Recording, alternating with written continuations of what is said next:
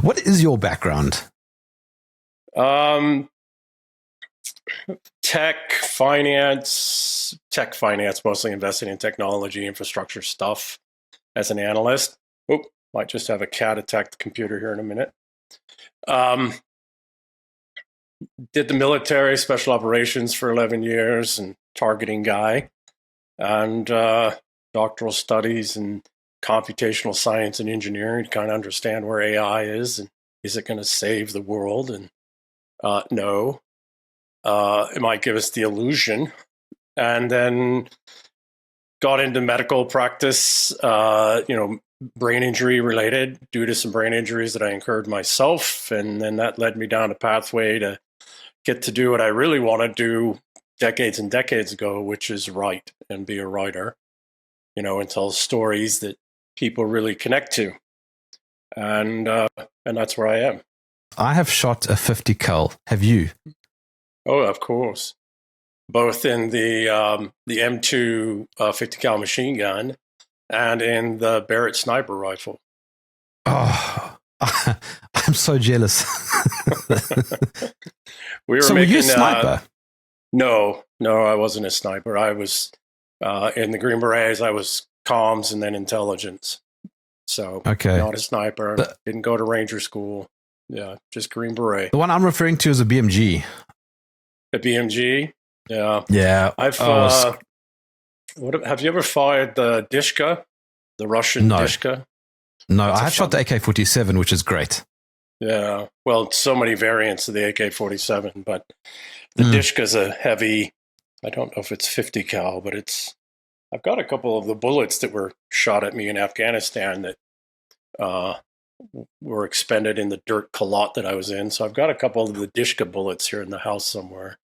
Hang on, we're not going any further until you tell me some stories quickly. What were you doing in Afghanistan? I was with 1st Special Forces Group under 3rd Group, and we were doing village stability operations where we were trying to figure out how do we, the Green Beret mission is, winning hearts and minds and teaching and training and all of that. I mean, we'll go hunt people and shoot people too, because how else do you train?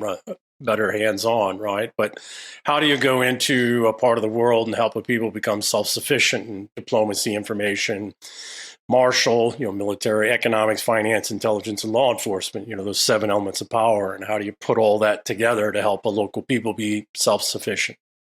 And then groups of, communities of those, and then a state, right?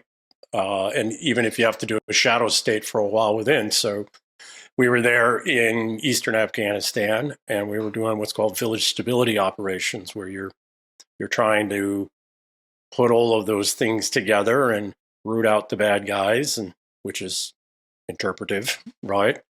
And leave something functioning behind that the locals can not only benefit from, but can sustain themselves. So that's what I was doing in Afghanistan. Yeah, okay, so there's a segue right there. You said bad guys. I was recently in the UAE. I was at a big UFC fight, and every American... I watched that fight.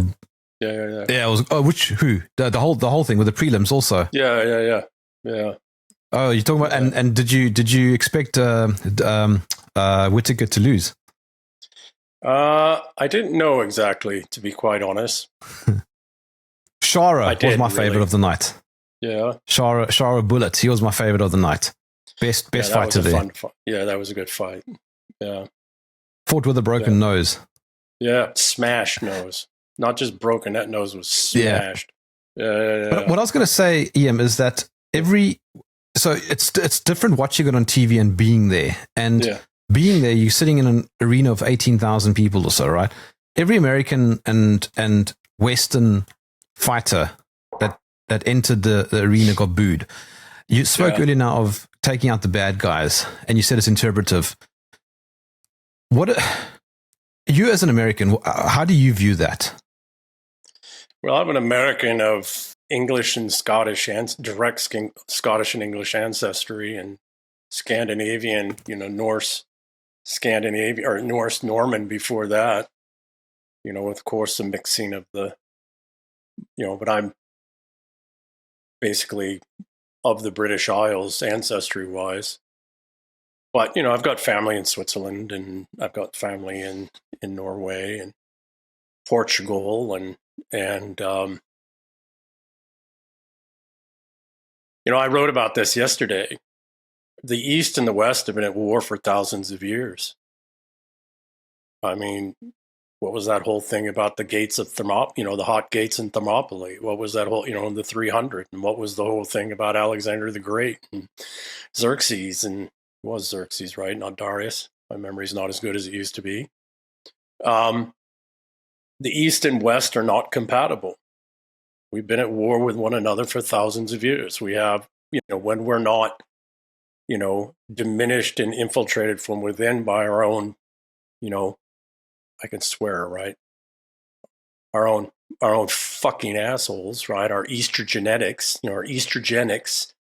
resentfuls, financialists. When we're not owned and controlled inside, the East and West are we have fundamentally different concepts and ideas of,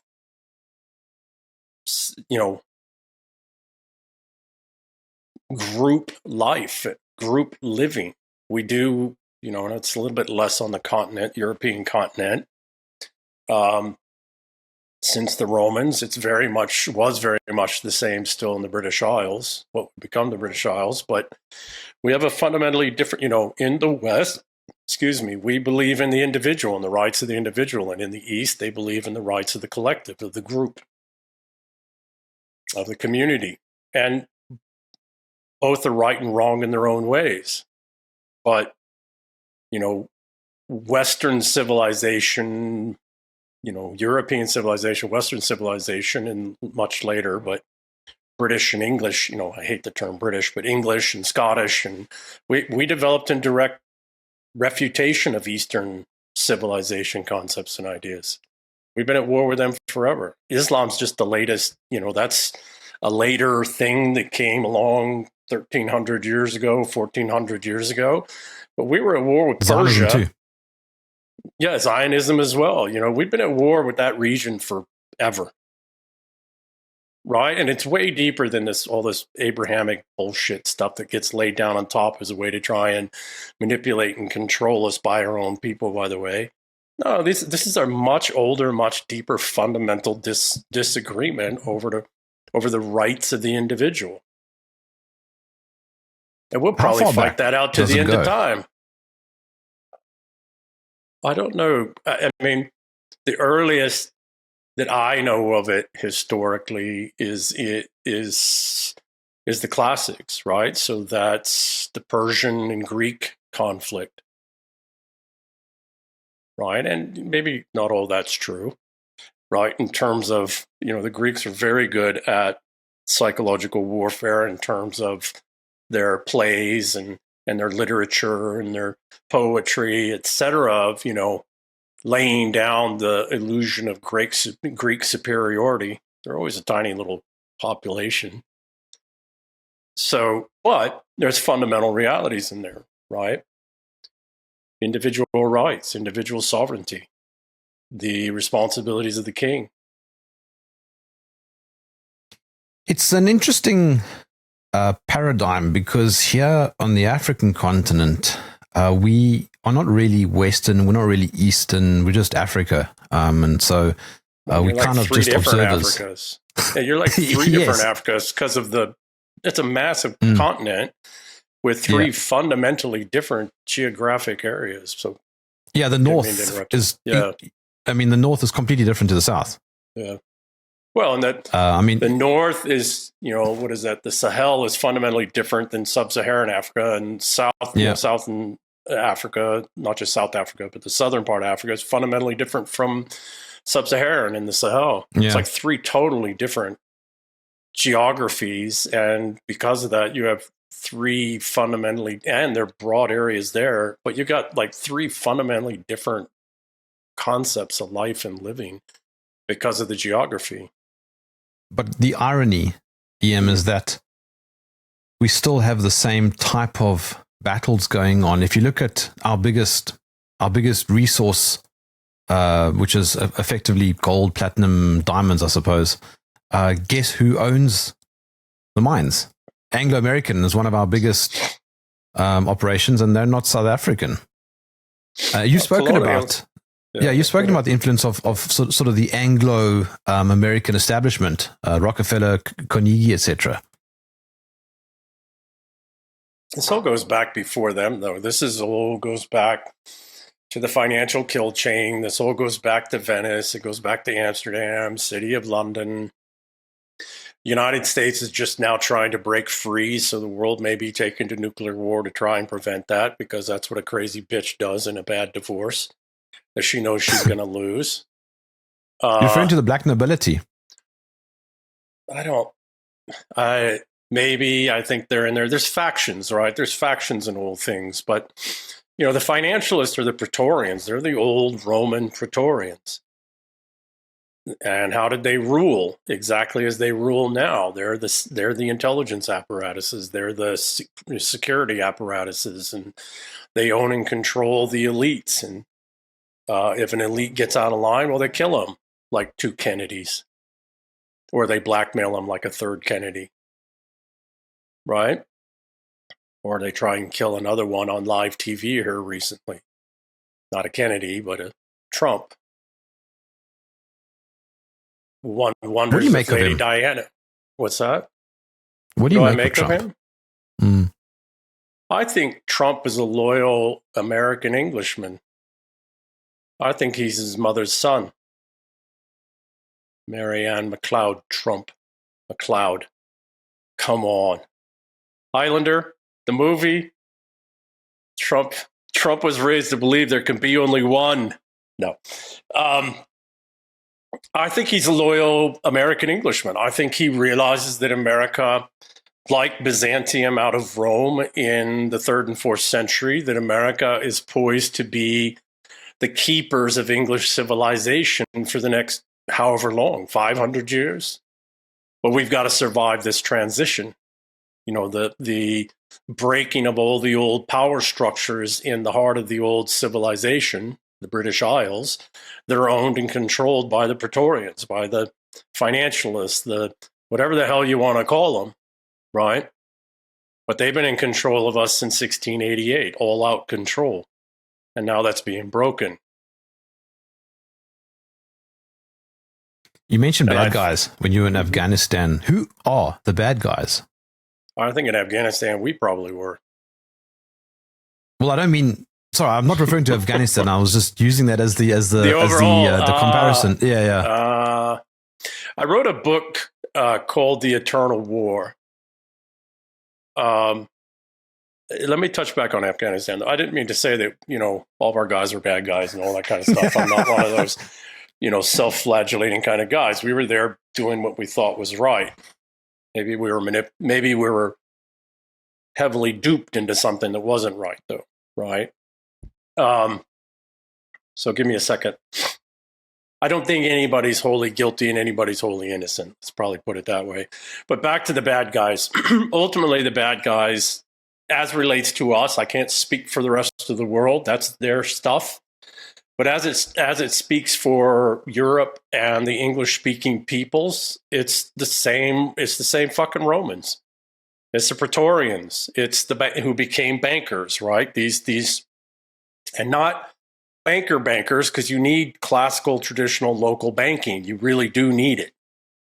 But this financialist kind of banking, all these derivatives and synthetic instruments and hypothecation and all this other kind of complex, sophisticated stuff, whereby they steal the commons again and again and again and again and drive wars after wars after wars after wars to lock in these thefts of the commons. And they keep everybody fighting everybody always all the time. It's the financialists. They're resentfuls, as in the book I wrote, The Eternal War. These are people that are motivated by envy and resentment from the time they're little.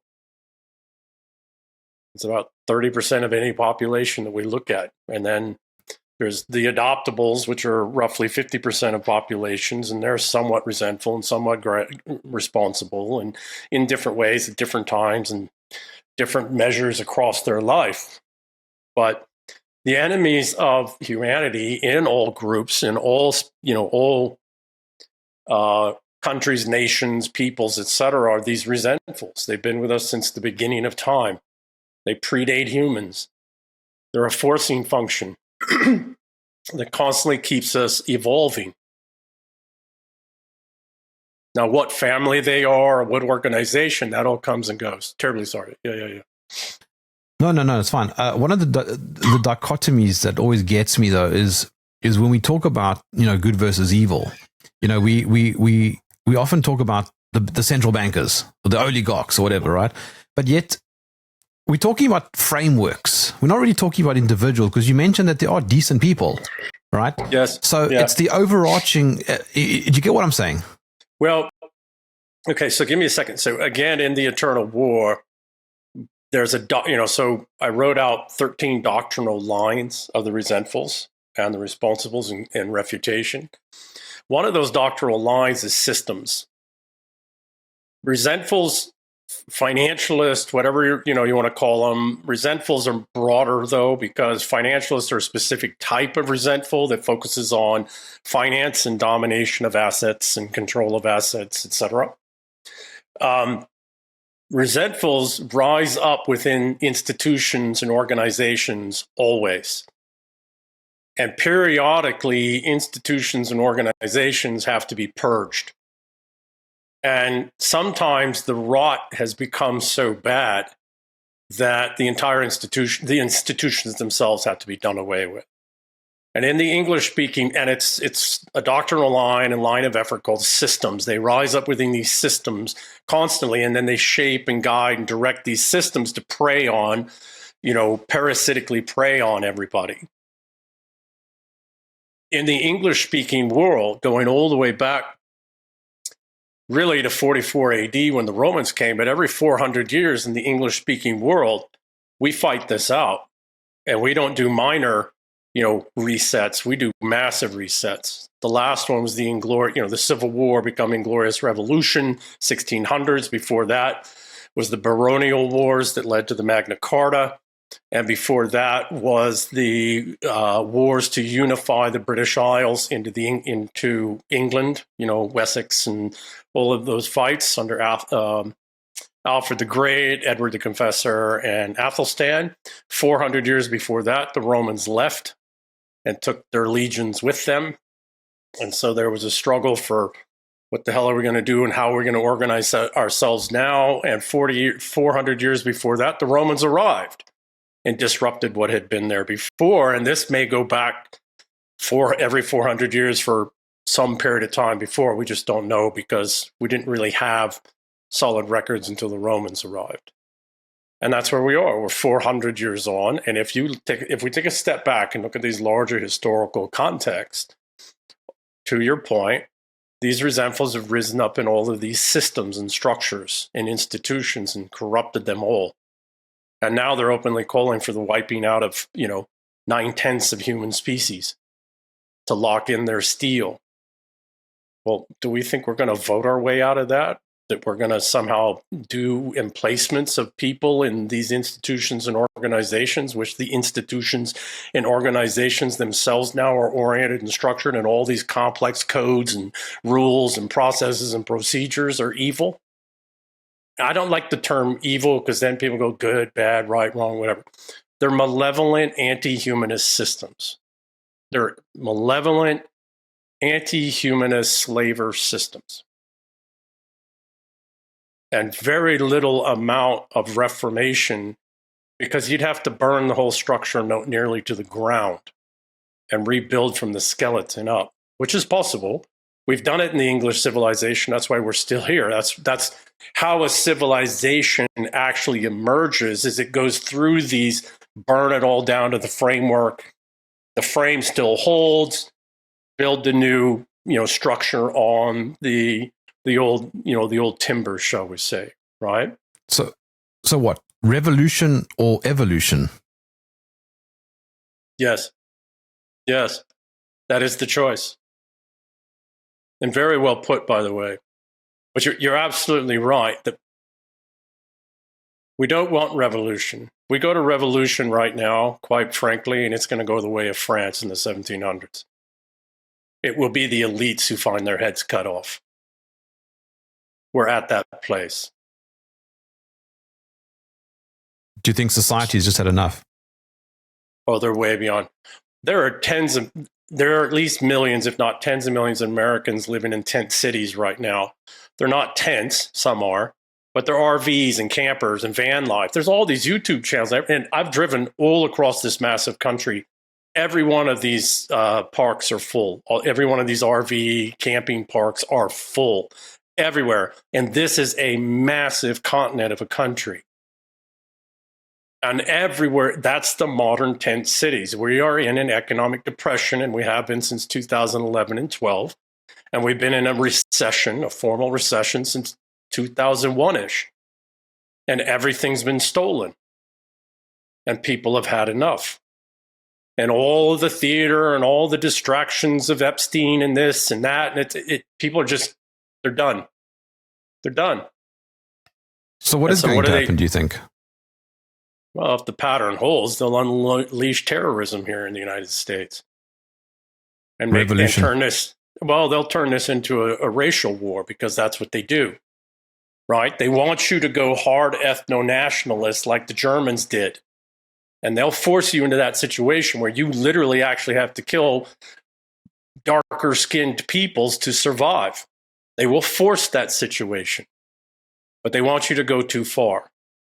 And then they, go too far, wipe all these people out, use them as forced slave labor to reindustrialize your economy real fast, all that kind of stuff, just like they did in Germany, steal all their assets, take all, right, especially the Jews, right? That's all the anti-Jewish stuff now. That's the article I just wrote this morning.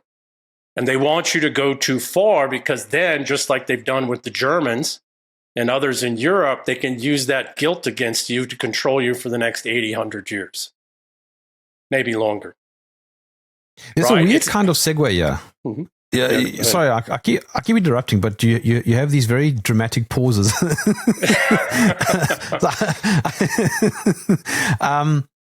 But there's a weird segue, EM, because you've spoken a lot about brain health, and part of the last 5 years has been a prime example of who is healthy mentally and who is not healthy mentally. Yes. Western civilization went insane in World War I, and we've never recovered, and we doubled down on that with World War II and everything that we've done since. We have not recovered from the insanity of World War I. We haven't recovered in two ways. Actual sanity, right? Actual compos mentis. And the second piece is that World War I removed any claim to morality in the West. And everything that we've done since has only proven that we are an amoral people. Now, we weren't necessarily before World War I. It's not that we didn't do terrible, stupid shit and we didn't do things that we shouldn't be doing. But on the whole, we did have some claim to being a moral people. We lost that in World War I, which was just a slaughter for slaughter's sake. In fact, it was a slaughter specifically to bring down and end nobility and the relationship between the people and nobility, because the financialists wanted to take all those assets on the cheap to recollateralize their financial system. And you had to get rid of princes and people loyal to them to do that. Well, they're doing that again right now. Only now it's the nation state they're breaking. And it's oligarchs. The good ones. I tend to think that everything is downstream from culture. Okay, so I wouldn't disagree. What I would give a qualifier to is that there are some states that are actually not necessarily states, but they're civilization. They're a self-organization of civilizational peoples, and those go vastly beyond the Russians, the Chinese, the Persians, the English. Everybody whose ancestors come. What about smaller groups? Well, those like are the cultural. Yeah, well, I don't. Africa, I got to stay out of because I don't know a lot, but I know that. All right. I do know some Zulu. I do know, so that's a civilizational people. I don't know that actually. Civilizations themselves are not an ethnic group. They're by nature multi-ethnic, multicultural, but not in this way that's being this weaponized empathy bullshit that's being sold to us, because there has to be a certain deep, deep shared historical history between them, such that they do have, because what is a civilization? A civilization is a vast and deep repository of metaphors and allegories.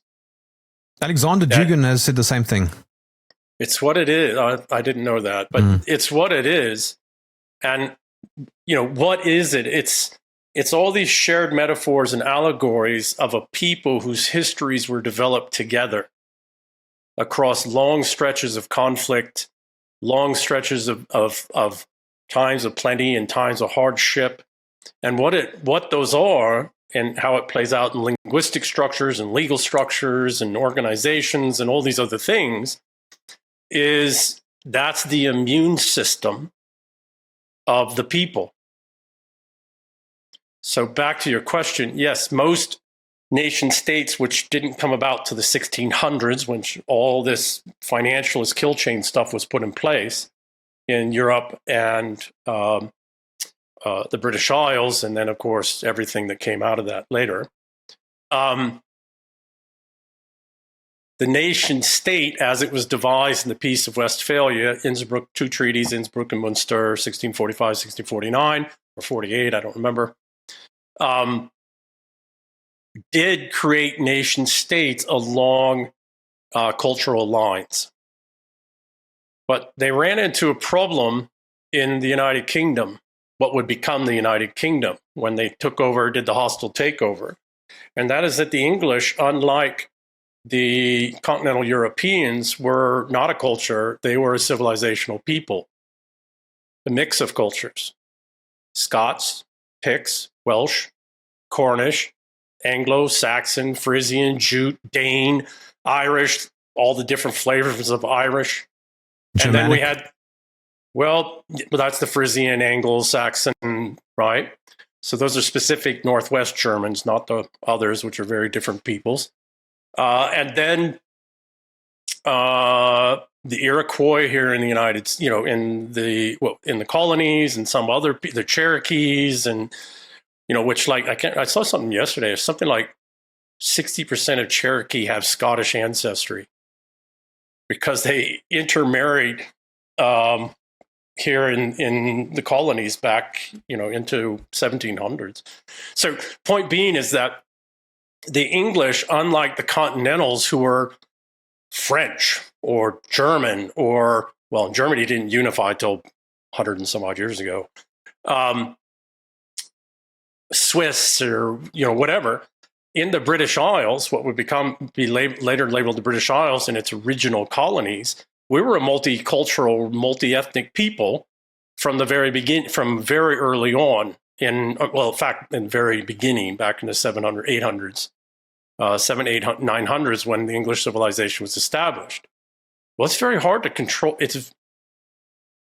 They realized that they couldn't control the English civilization, so they tried to wipe it out by replacing the king, so the leadership at the top, putting parliamentarians in place, stealing all the commons, impoverishing all of that stuff, and then forcing upon us this whole British concept that we're Westerners, we're Europeans, we're inheritors of the Roman and Greek traditions. Fuck no. We're fucking Scandinavians and Germans and the native peoples of the islands. We hate you motherfuckers. We've been in direct refutation of you for thousands of fucking years. So they try to force this whole British thing down on us to wipe out our recognition of ourselves as a civilization. They tried it with the Russians. Mm-hmm. Yeah. No, sorry. I was just going to jump in and say that the Afrikaner history here is similar. Yes. Yeah. Y'all British. I mean, y'all English down underneath, right? Because we got to remember, here in the British Isles, half of what it is to be English, English civilization came from the Dane law and from the Danes. Not the Dutch, right? But the Danes. right? Alfred the Great, when he laid down the Dooms of Alfred, which was started under his grandfather Egbert, 40, 50, 60%, 40, 50% of the laws and the principles that became English civilization came from the Danes and the Dane law. If you wanted these, these Norse peoples to come together with the other native peoples of the lands and the Saxons that had come over, etc., you needed to weave together the allegories and the metaphors of these different peoples of those lands, codify that into a set of rules that everybody adhered to, laws, the Dooms of Alfred, and then build a civilization out around that in a common language, which was English, which is Old Frisian. And everybody that came along after, and here we are. We got sidetracked and derailed in the late 1600s. But that didn't happen in China. Well, we tried to destroy China twice, once with drugs, opium wars, to break their hereditary princes, the Qing, and older families. And then that didn't quite destroy them. They were coming back together under the Kuomintang, under the nationalists, under Chiang Kai-shek. So we backed and supported Mao to send communism in there to destroy and wipe out Chinese civilization, because it turned out, and we tried to do the same with Russians, right? We brought down the Tsar. China was Kissinger. China was Kissinger. No, but this all happens before. Before. Kissinger comes along later, tries to buy again, right? Point being is this. That Kissinger and then went in there to try and derail the resurgence of Chinese civilization. After twice we tried to wipe it out. We tried to do the same with the Russians by sending, we did the Civil War first, the revolution first.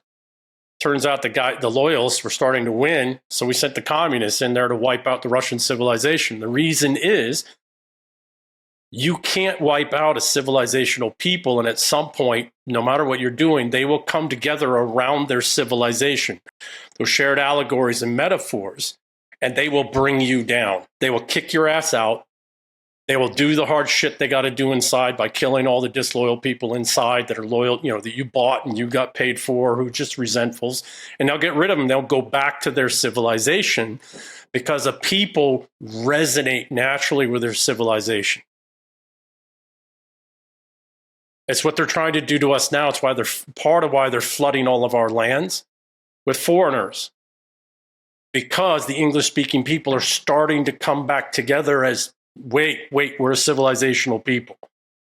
I think you're here to try and fix my internet. So, where were we? English-speaking peoples. We got to get back to that, which, by the way, you South Africaners are part of the family. You're part of our civilization. It's just, I can't hear you. What's that? Sorry, I had my mic off. I said, yes, you're correct. But it's the white South Africans because we're part of the European ancestry. I would agree with that. But here's the thing I would say. There are black South Africans, and maybe there's not many left, and I don't keep up with South Africa very much. Terribly sorry. That's the other thing, though. I wrote a couple articles about the ring theory of the English civilization. And the early colonies and some of the later colonies, but the early colonies and some of the later lands are very English. Because down underneath, culturally, they already, their cultural ethos fits very much with the down underneath cultural English ethos of individual sovereignty, right to private property, and a balance of power. Right? There are Indians and Pakistani, greater Indians, which includes Pakistan and Bangladesh, that are very English. They're not pale-skinned like us, right? They're not the Anglos, but they're very English in their nature. And I don't want to discredit that. Now, that doesn't mean all, and it doesn't even mean a great number, but some are. And it's the same in South Africa with some of the tribal peoples, right? Some of the black tribal peoples, some of those tribes by their very cultural nature, very much like English. Now, they're not going to be us, and that's, but I don't know. I don't know that's necessarily true. We got the same thing here in America, right? We've got a lot of black slaves that were brought into America, and then we've got other blacks that came from different parts of the world after. Some from former colonial places, and some from not former colonial places. And some of them turn out to be pretty damn good Englishmen, good Americans. And it's the same thing with the Hispanic world, right? Latin and Hispanic world. Yeah. Again, it's not an ethnic thing. It is, to what you were saying, it is a cultural, but again, a civilization is comprised of numerous cultures. But there has to be enough shared history between those cultures such that they share the same metaphors, the same allegories. When it comes right down to turn, stand, and fight, they turn, stand, and fight for the same things for the same reason. And we've got a lot of whites in our country, Anglos and non-Anglos, who, right, that wouldn't do that. So it's not like, that this is a purely ethnic thing. We've got a whole lot of, Anglo, British Anglos in the United Kingdom that have been raping and destroying that out of malice, stupidity, lack of Englishness, right? A fundamental lack of or care for the civilization. The resentfuls. It's the book I wrote, The Eternal War. They're just resentfuls. And they're adoptables who are on the resentful side. And they're always about 50% total of the population, sometimes more. Right? So Englishness is the same thing with Russianness. Right? We tried to destroy the Russians. What we didn't realize is that Russia's over 100 different ethnic groups and 140 different languages, or the other way around, I don't remember, but more than 100 different ethnic groups and more than 100 different language groups. But they all spent the last several thousand years growing up and working and fighting and organizing and defending and building, and they all speak Russian, right? They all consider themselves Russian. We started 2 Chechnyan wars to try and use the Muslims, good fighters, Chechnyan, damn good fighters. You always knew when a Chechnyan showed up on a battlefield somewhere because the whole tone of the battle changed. Quite literally. The UFC fighters are good too. Oh, they're good. And the Dagestani. Well, these are the old Cossack peoples, right? These are the old border guards of the Russian Empire. And so we tried to send the Chechnyans in there. What happened? Well, they mounted terrorism and did this other things. And there were 2 brutal frickin' wars in Russia. What happens? Now the Chechnyans are the best damn defenders of Russia. Why? And the Dagestanis, and right, why? Because they've retaken their old historical roles. You can't wipe out a civilizational peoples, right? We can't. That's the thing that rages and they hate the most, and that's why they're flooding our countries with people that will never be part of our civilization. They can't. And it's not, and yes, there's a bunch of bad people in there as well, but most of them are just peasants. They're just peasants. They got nothing else in life but to hopefully maybe go somewhere where somebody's paid them money to maybe make a life. But they're being sent there because they did not grow up in proximity to us and with us over the last 500 years. They don't know us. We don't know them. We don't share a language, and that deeper language, right? Not just the spoken language or written language. That's why they're flooding us, because they tried communism to wipe out Russian civilization. They tried communism to wipe out Chinese civilization. They tried Islamic fundamentalism to wipe out Persian civilization. None of it worked. So now their concept is let's just replace them. Let's just replace them. Let's just, get them into a place to where they hate themselves and they don't have kids. And then we'll just flood them with millions and millions and, tens of millions of foreigners that will never be part of their civilization. Part of destroying a civilization is not just ideological or political. It's also identity. You've written quite a bit on masculinity, for example. I mean, look at how men are being feminized. Yeah, well, a lot of that has to do with birth control pills, just to be quite frank. It's not aerosolized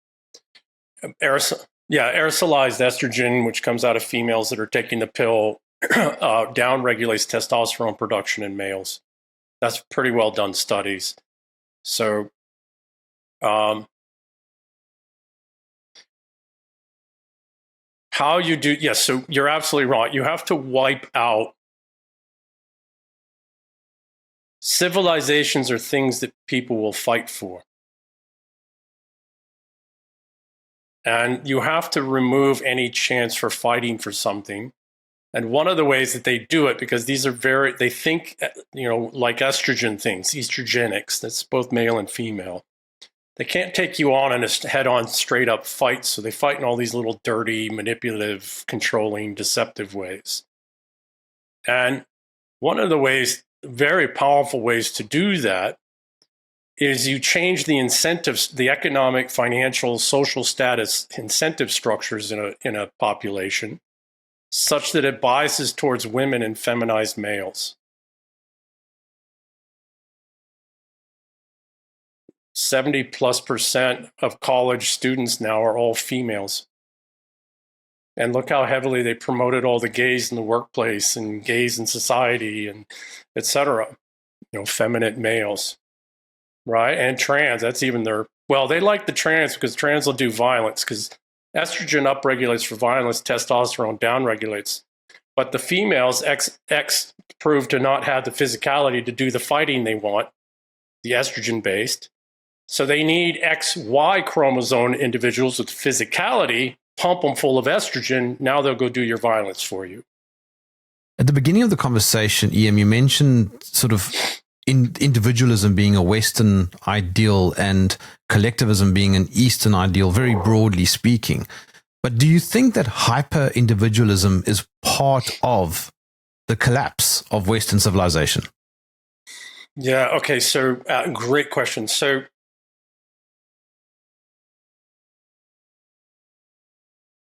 healthy individualism only works when the individual realizes that they are part of a civilizational peoples and that the purpose of their life is to continue to improve upon, expand upon, and sustain the civilization in however they choose to do it. Not centralized command dictated kind of way, which is the Eastern way, but so in the military, in the US military, you have top-down centralized command. In special operations, the Green Berets in particular, it's kind of changed over the last 20 years, sadly, and that's why I won't go down that pathway. But the way in which the Green Berets are supposed to operate is bottom up. We understand the mission. We understand where we're supposed to be going. We understand that this is the end state that we're trying to get to. Okay, let us here down at the bottom and in the middle figure out how we get there based off of things that are happening here on the ground now, right? That's the fundamental difference between, so let me operate individually here on the ground to do what I need to do to see what we can do to get to that end state, rather than I'm going to do what you tell me to try, to force a position where we get into that end state, which rarely ever works anyways. This is the fundamental difference. I can still operate individually as a Green Beret tactically out on the ground, but I'm still operating within the battle plan, within the battle space, within, the war, within what we're all, what we're trying to accomplish. Well, that's the same thing with humanity. You have to, in the English-speaking world specifically, not even continental Europeans, but in the English-speaking world particularly, we each are trying to drive towards the betterment of our civilization, the improvement, the correcting of mistakes, the advancing, maturing, modernizing, etc., individually, but within this greater civilizational construct. At least that's what we're supposed to be doing. Well, how do you, and that's the core of Englishness. Okay. Well, how do you disrupt that? You hyper-individualize everybody and break them from the whole concept and idea of the civilization. And now they're just out independent actors. And I'm going to give you another example of this. Cancer.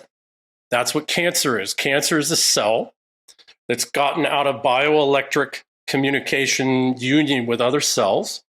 The cell then, by its nature, when it doesn't have a sufficiency of a bioelectric field that it's operating in, it immediately goes into replicate mode. And that's cancer. And that's the work of Dr. Michael Levin at Tufts University, et cetera. Well, it works the same with humans in a society. Break that individual's connection to its community, to its civilization, and they will go out hyper-individualized and try and replicate themselves at the detriment to the whole. And if you want to do it specifically, you go after the women, because women and estrogen, again, regulates everything. And so you go out and you completely destroy the organic status hierarchies and replace them with artificial and status hierarchies with corresponding incentive structures that hyper favor feminized individuals, the feminine individuals and mindset, and predators, male and female predators. That's how you do it. You change the incentive structure. I wrote about this the other day with respect to the matriarchs. Actually, I wrote about it about a year ago, so in an article, right? But it's the matriarchs who set the incentive structures. And that's what drives Zoll. All right. So before we continue, EM, for those watching, everything looks very disjointed because, well, this is an entirely different day. This segment that we are recording right now is a result of the fact that a couple of days ago, when I asked you what is the moral of the story, the internet died. I think if I remember correct, the parts just before the moral of the story is men can do everything right and we still lose everything. Because it's not men who determine or set incentive structures, and incentive structures are what drive all things. It's women that set incentive structures. And in particular,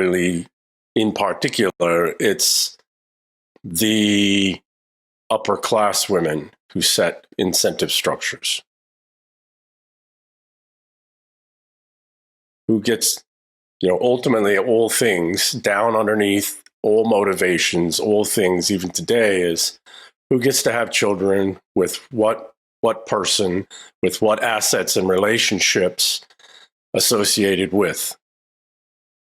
It's the same as when we were hunter-gatherer tribes, the same as when we were in small villages, the first cities, now nations, etc. It's the same motivation. Women are wired for genetic competition, genetic warfare, and they're wired to minimize genetic variance and competition coming from the random recollection of genes. And women orient societies and incentive structures to support them and their family and their ability to choose who gets to have kids and who gets to have children with whom and what resources and relationships are associated with. Okay, but then what you're suggesting is that women have more power than men.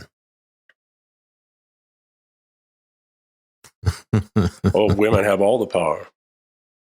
Across time, across any, so I'll give you an example. In Europe, the oldest families by far are all matrilineal. And some of them go back 900 years or so, maybe more. We just don't have records before that. But these are families that go unbroken, mother to daughter to daughter to daughter, for centuries upon centuries. And what that means is that, given only 40% of males have children and 80% of women, although that's changed fundamentally in the last 25 years or so, because men die younger, more men die in their teen, before they have children. in many places and times, fathers are more likely to, or parents are more likely to bequeath more to their daughters who have children, right? So it's more about the grandchildren. So just all of these various reasons, when you work out statistically, within 3 generations of a family or an institution, the assets and control of that are in the hands of women. And historically, what would women do? If you look historically, not too far back, right, and still in some parts of the world, it's usually the woman's family that has the wealth. Now, the man might have a title. He's earned his place in the world of man, his respect there. But it's usually the wife's family. You know, what is a dowry? What is a bride price? It was the woman's family finding an appropriate mate that could protect, secure, be a good father, father good children, and manage the assets on behalf of their daughter and their grandkids. That's the way it is still in much of the world. Again, because women are wired for genetic competition. They're not wired for combat. They're not wired for management, right? They're biophysiologically designed to bear children and to, be a grandparent, right? And not necessarily to have a career. In fact, that's one of the great destructions, because the career was the family. And anybody who comes from it's flipped.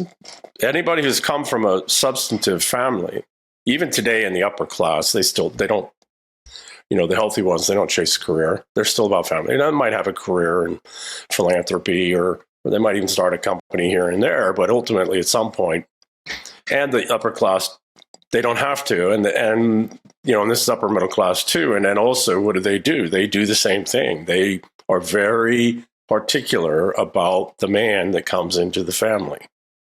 I don't know if this is necessarily correct, but I've seen this graph plotted multiple times, a bell curve effectively, that women tend to, on average, be more intelligent than men, and men tend to be on the extremes. In other words, making stupid decisions like filming Jackass, riding a bicycle into a tree and finding it very funny, whereas women don't find that funny. And that's why most men are also in prisons. Yeah, so the people who did those studies were limp-wristed men at university trying to get laid.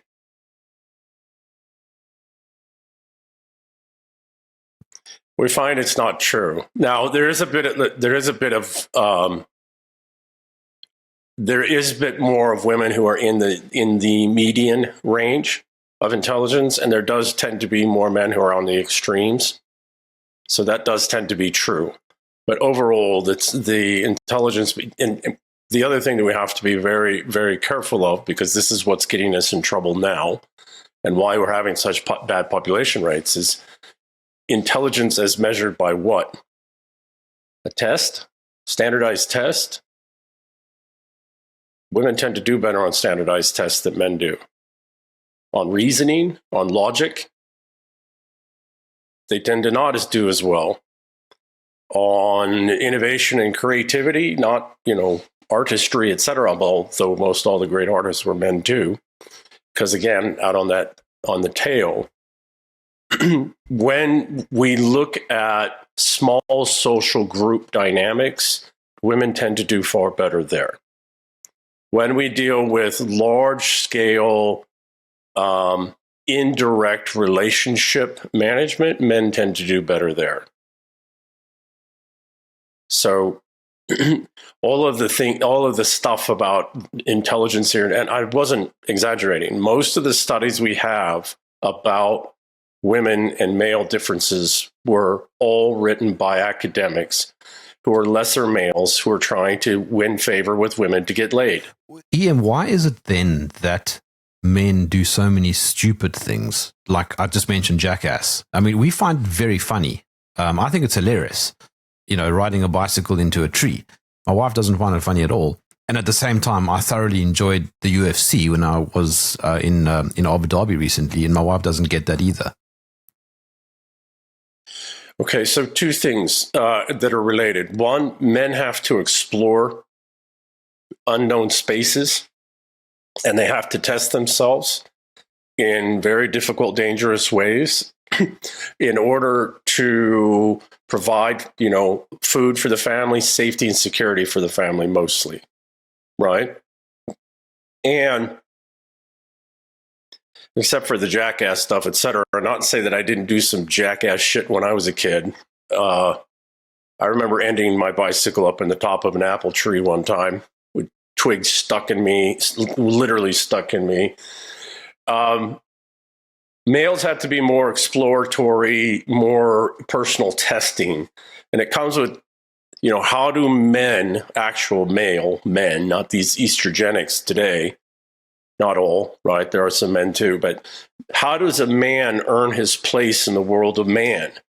Well, he doesn't do it chit-chatting, and he doesn't do it, building these little, he doesn't do it like a sorority girl, right? With little cliques. He does it by doing the hard things and proving himself in hard ways and surviving.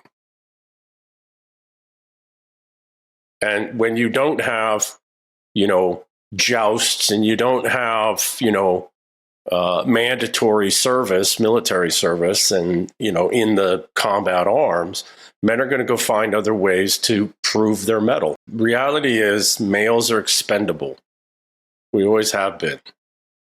It's nature. We're expendable.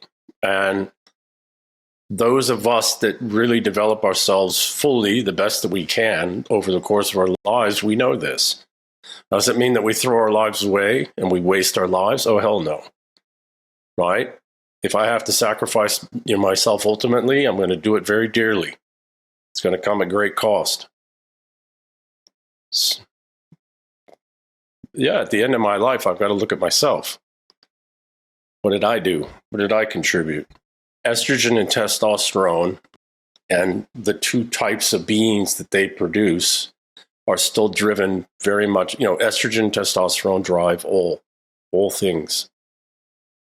And this whole push for everybody can be anything, and you can be whatever you want, boys can be girls, and all this has just, and again, a lot of this comes out of academic work over the last century or so by academics who weren't the ones out crashing their bikes into trees and earning their manhood and earning the respect of a woman and just being blunt and honest. He's the guy, and this isn't all guys, but women as well, right? But they're the ones that are at the bar deceiving somebody so they can get laid, whether they know that or not, right? It's not like they're all a bunch of deceiving liars. Many of them are genuine, but the problem is they don't realize how their own neurological and neuroemotive wiring is skewed to try and find a mate.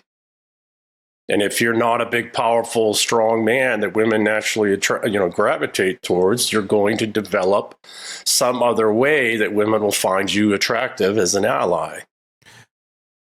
Yeah, actually, there's fairly well done historical work on the fall of empire, and at the end of the empire, there's always this gender confusion.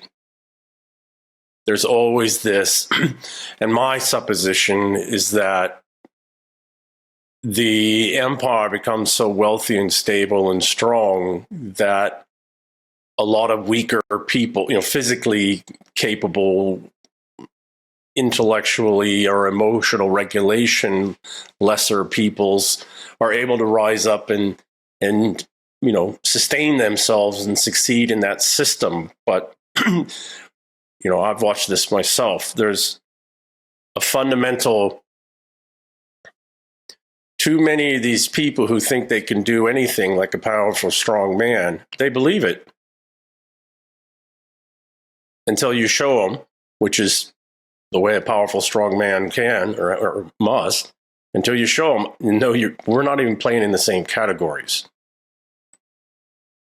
And so societies design, societies, civilizations, organizations, institutions, families, they fail and collapse because of their own success. But it's always men, though, who've actually accelerated that collapse?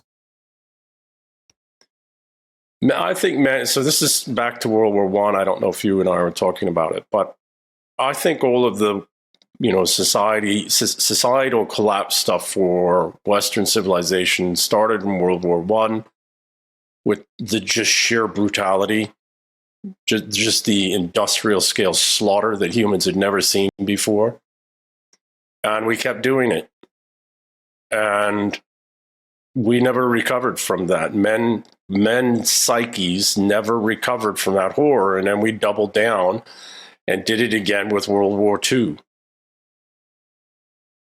And I don't believe that we've ever, I've been through traumatic brain injuries. I never had PTSD, but severe brain injuries. I've helped a number of guys recover. And it's something men that have been in war, men that have been in certain situations, and some women, of course, but mostly men, when they've been in the real slaughter, the real fight, the real ugliness, and they've been, in today's world since World War One, before it's blast warfare. So pretty much anybody who's been close to the front's got brain injuries because blast waves rip right through the brain. You don't have to get punched or knocked down, etc. And you only need 2, 3, 4 of those, or one sufficient, and you've got physical brain injuries. We never recovered from the slaughter of World War One, and I suspect, looking at history, there's always these great wars towards the ends of empire. Why? Because the women and the weaker men send the men out to fight everything back into control, to restore all the shit that they fucked up being in power. And generally, what happens when men go to, like, the global war on terror, 25 years of war. I know a couple friends of mine who spent 4.5 years in combat, and another spent almost 6. And they're not random exceptions. So what has happened is that due to artificial influence, society has selected for the weaker of the sexes. Women own and control most of the assets. And when you get into a position where the institutions and organizations have physical violence removed from them, and society as a whole for the most part has physical violence removed from them, those women want to have direct control and power over their assets. And then shit starts to go sideways, which is what we've been seeing since the 60s specifically. Right? And yeah. Well, the unfortunate thing is there are some unhealthy women, unhealthy matriarchs, who are genocidal by nature and who promote predators to prey on other women and weaker men. Because that's, these unhealthy matriarchs, that's how their power is structured. And these are resentfuls. I wrote about the book, The Eternal War. And at some point, they rise up into, positions of influence or control in most of the institutions. And if you want an example of one of these angels, these horrible genetic warfare angels of death, look no further than Hillary Clinton or Julia or Victoria Nuland. As just 2 examples. Look at von der Leyen in the EU and all of them. These are evil women who are in positions of power that millions of people are dying. What about people like Margaret Thatcher? Yeah, or Her Majesty. So sometimes there are some matriarchs that in that system do okay, right? There are healthy matriarchs. There are some rather extraordinary women. They're the very rare exception. They're the ones that actually, I think, ultimately keep it all from burning down, because at some point at the end of empire or before the thing collapses, they take their men They sit them down or stand or whatever it is, and they look at their men in the eyes and they say, go do what you got to do. Right? I'll make sure, and this is what Thatcher did. Shit. I make sure you got the resources you need. I'll make sure you have the relationships. I'll do my part in the world of women, and I'll pull the influence there, and I'll go to war in there. But out there with those enemies, like in the violence in our streets here, like down there in South Africa, at some point, the few healthy matriarchs with the real assets, like the very wealthy, very connected women, tell their men, go do what you got to do. And we go back to violence. And if that doesn't happen, and the healthy matriarchs lose this fight with the other unhealthy matriarchs, and that doesn't happen, where we go to violence to clean out, right? Like a brush fire, right? Burn the brush out. Because if you don't, the whole forest is going to get burned down. So sometimes the healthy matriarchs don't wake up. They don't recognize. They don't have around themselves the right men because they were choosing men for the wrong reasons. Or the unhealthy matriarchs and their predatory and weak men are so prolific and in so many positions of power that to move after them, which is what I think is where we are closer now, means civil war. And maybe the healthy matriarchs just aren't capable enough or smart enough or connected enough or trust their men enough, or maybe their men aren't capable enough to fight that civil war, and so the unhealthy matriarchs just leave. Or the healthy matriarchs. So at some point, women have to say enough and tell their men and provide the cover and the assets and the resources and the, chit-chat talking protections and the relationship protections, and they tell their men, go do what you got to do. No more consensus. If we take our whole conversation from beginning to now, what is your prognosis? I don't think we're going to get the world war that the financialists are pushing for to lock in their theft of the final great theft of the commons and the great slaughtering of their, other peoples. I don't think that's going to happen because the rest of the world is not backwards anymore, right? We're not talking about poor, backwards, particularly Russia and China. We're talking about two very advanced, very modern nations with very capable intelligence, military, production, finance, well-educated populace. They've survived collapse. They've survived communism. They've resurged. So Persia's the same. Persia's got some things to clean up, but it's doing it now because that's one of the things of this, targeted assassination and murder by, Israel here recently is that the Iranians went to work, realized, okay, it's time to clean house. And they have been. So I don't think we're going to get the world war. Still possible. We could still do something so egregious that they have to. However, we've tried 3 or 4 times over the last 3 years of this war in Ukraine, and their intelligence has gone straight to the UN Security Council and brought the intelligence because they can actually do intelligence without, we think we have intelligence capabilities of all of our satellites and everything else, or surveillance, but we don't. We're running dumb and blind. If we don't get the world war, they're going to have to go for civil wars. And I suspect that's more likely. And I do suspect, and this is where my genuine concern is, because if it goes to civil wars, what they want it to do is go hard ethno-nationalist. Which we're seeing in South Africa, by the way. We're seeing it here as well, right? They want it to go hard ethno-nationalist so that we, it's black on white or whatever on white.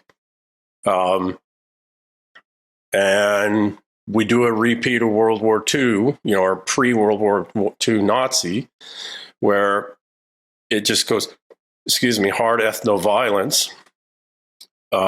They know that if the whites actually go to fight, we'll probably win.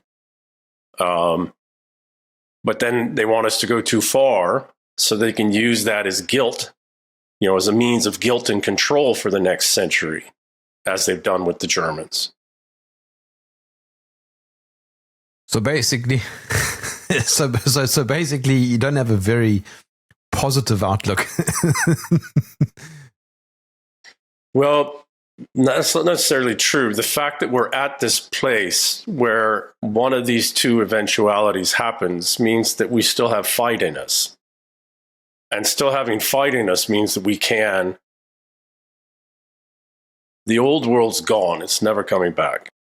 Gone, gone, gone. That part's true. But our English civilization's still here, still strong as ever. We've got to throw off this British trash that's been used to, enslave us. But if we can get back to being a civilizational people and recognizing what that is and where we come from and how we all got to here where we are, and realize that when you are a civilizational people, you don't need to be an expeditionary conquering kind of people, because civilizations are rich and deep. And you have, as long as you can feed and house and secure yourselves, you have all you need. Right? It's only soulless, civilizational, non-civilizational peoples that need to constantly go out and conquer other peoples. If you look at the civilizational peoples of the world, none of them are expeditionary peoples. The Russians have never been expeditionary unless they had to. The Chinese have never been expeditionary unless the very few times that they had to. When was the last time India invaded the world? But the Romans were. The Romans weren't really a civilization until the Byzantines. And the Byzantines turned that into a civilization, a Hellenized civilization, which we now know as the Orthodox world. Right? So, and the Romans, Second Rome, which is the Roman Catholic Church, figured that out and learned that. And they've tried to be the civilization of the West, and we're hearing that all in the social media space, the not so subtle social media space about Rome. But Rome itself was not a civilization. It was a corporation, basically. Byzantium, on the other hand, did make of Rome a civilization and a civilizational people. That's the Orthodox world today. At one point, it was most of Europe, because the Catholic Church didn't come around in the form that it is, this powerful form, until 1054. With the Jesuits. Well, I think the Jesuits came along later, but the schism, right? The 1054 schism. So I am hearing things. I'm seeing things. I think we're going to, I think we've got a really bloody time ahead of us. But if it goes to civil wars, it's probably over in 3 to 5 years. I think it probably doesn't start for another 2 to 3 years. Because the matriarchs don't want it to go to violence. Here's the honest truth. The healthy women don't want things to go to violence, not because they're weak, but it's because it's the fruits of their wombs that pay the price in war. It's their sons. Their beloved sons who go off and die. And even if they're not beloved sons, but it's still, the product of a woman's body, this labor of years, months, and then years, that's what goes away to die. And so, of course, women are reticent to send us to war. Healthy women. Unhealthy women are no qualms, because they're locked in genetic warfare. They want to reduce the genetic competition, so they want us all to go off and die in war. So for the healthy matriarchs, plus it's their assets and resources to get wiped out and destroyed and burned. And they got to figure that out. So, they're doing everything they can in the court systems in the UK and here and elsewhere. And, within the confines of the governance structures and everything that's set up, they're making some progress. The enemy's adapting rapidly. And the enemy's got no problems going to violence, as we've seen with the 2020 riots, as we see with some things there in South Africa. So it'll probably take another 2 years for the healthy women, the healthy matriarchs, to finally go, okay, men, it's violence. Go do what you got to go do. Okay. I think that's a great cliffhanger. Ian, how can I follow your work? Twitter's probably best. X, whatever. My name, Ian Burlingame. ianburlingame.substack.com is another place. I'm serializing the novel As Rome Burns there, which goes into all this matriarchal stuff. But it's about knights and noble houses and corporations and banks and everybody fighting this stuff out for 800 years. So I go into these things in fairly great detail there, but I hope in an entertaining story kind of way. Ian Burlingame, thank you for joining me in the trenches. Yeah, thanks for having me twice.